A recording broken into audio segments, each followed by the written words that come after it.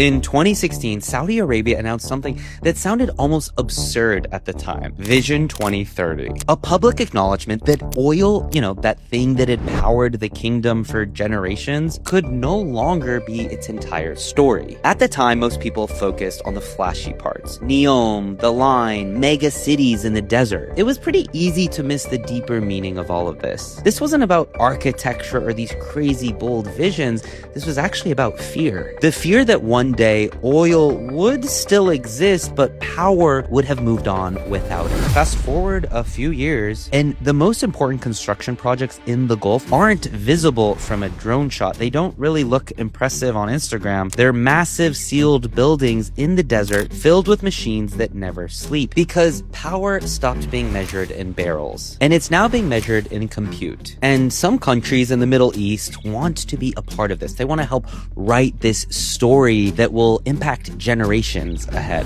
So in 2022, OpenAI releases ChatGPT. Most people experienced it as a novelty, a clever chatbot, something kind of fun to play with. But behind the scenes, governments and boardrooms were treating this very differently. This wasn't a product launch by some tech company. It was kind of a warning shot. See, within just weeks of that announcement, demand for AI compute exploded. And suddenly the most valuable company became NVIDIA. On March 21st, 2023, NVIDIA unveiled its next generation of AI chips. And all of this signaled what insiders already knew. The world was entering a compute shortage. Countries weren't competing for oil anymore. They were competing for GPUs. By mid-2023, reports began surfacing that even wealthy European nations couldn't secure enough advanced AI chips for national research projects. Waiting lists were now stretching into years and prices skyrocketed. And then something kind of unusual happened. Instead of being priced out, the Gulf started buying at scale. While Western governments debated regulation, Saudi Arabia and the UAE were locking in supply. Data centers were being planned not as commercial real estate projects, but as national infrastructure. This wasn't just about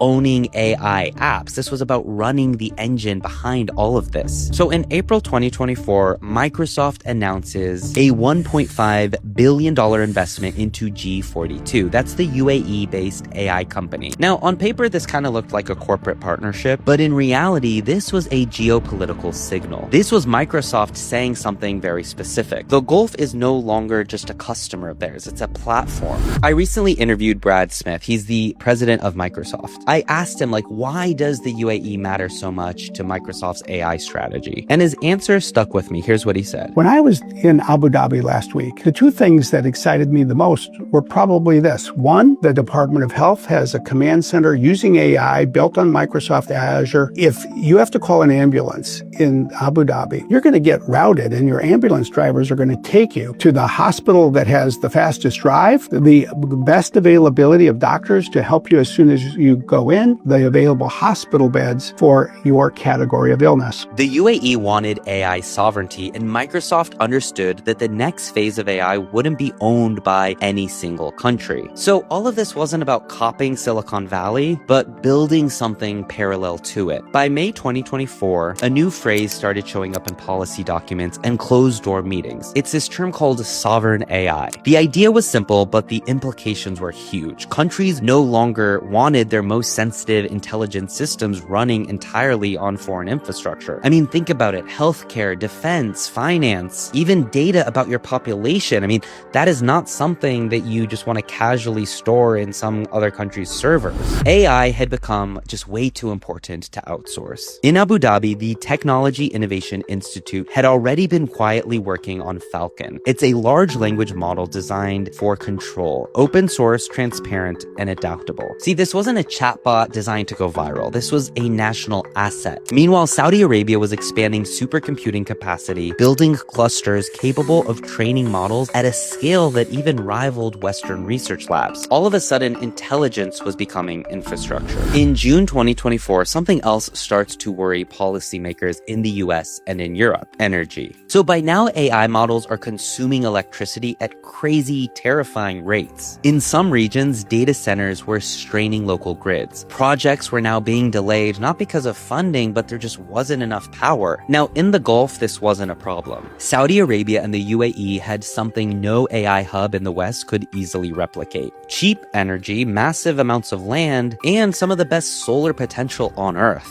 Now, this is the part that people underestimate, because AI doesn't just scale on talent, it scales on electricity. And in a world where compute equals power, the Gulf had quietly positioned itself as one of the few places where AI could actually grow without too many limitations here. Now, by August 2024, concern in Washington had become harder to hide. The US had already restricted advanced chip exports to China, but now a new question had emerged. What if AI didn't move east or west, but south? What if the Gulf actually becomes the world's neutral compute hub? Now, from the US perspective, the fear wasn't that the Gulf was going to do something wrong, but it was that it was doing something so well while also maintaining relationships with both American and Chinese tech ecosystems. From the Gulf's perspective, this balancing act was purely intentional. They didn't want to choose sides in sort of a new Cold War. They wanted leverage with both sides. Just like oil gave Saudi one's geopolitical relevance, AI infrastructure could give them power. But here's the question we need to ask in all of this. Can you actually buy an ecosystem? Money can build data centers overnight. Money can buy chips in bulk. Money can import talent. But Silicon Valley was built by failure, chaos, and decades of cultural momentum. So in all of this, the Gulf is kind of attempting something unprecedented, basically compressing 50 years of tech evolution into like 10 years. And in some ways, it's working. Founders are moving, researchers are relocating, capital is flowing faster than anywhere else on Earth. So if oil once powered the global economy, many people agree that AI is going to power the new economy, the future of economies. And just like oil, AI concentrates power where infrastructure lives. You can kind of think of it like this. Compute is the refinery, data is the crude, and models are the finished product. Saudi Arabia and the UAE kind of understand this at a level that most countries just don't. And that's why they're trying to own the layer beneath all of them. If the era of oil defined the Middle East's history, the age of AI could define its future. And after watching the deals, the timelines, the chip orders, the energy investments, and hearing what Microsoft's president said, what he told me, you can really start to see that this is not a side bet. While things like Neom are a bet, what it's doing right now with AI and with compute is a strategy to make itself undeniably important to ecosystems and countries around the world. But I want to know, what do you think? First of all, can AI replace what oil meant to a country like Saudi Arabia? And second of all, what does this mean for the US and China? Let me know your comments below, and while you're at it, don't forget to subscribe. And then there's another service called TAM, T-A-M-M. It's Arabic for consider it done. Every city in the world has potholes. Abu Dhabi is the one city where anybody who sees a pothole can take out their TAM app, use their phone, take a photograph, upload it on the app. The geolocation goes with it. It goes to the part of the city government that then is responsible for filling the pothole. When they do that, you will get a message back, but they don't close out the issue until you, as the person who reported it, says, now it's fixed. That, to me, is the kind of benchmark that we should set for every government around the world. Let's use AI to save people's lives, to fill potholes, and address every other citizen service in between. That is why we don't go to Abu Dhabi to raise money, which is what other tech companies do. We go to the UAE to spend it because we're seeing it put to such good use.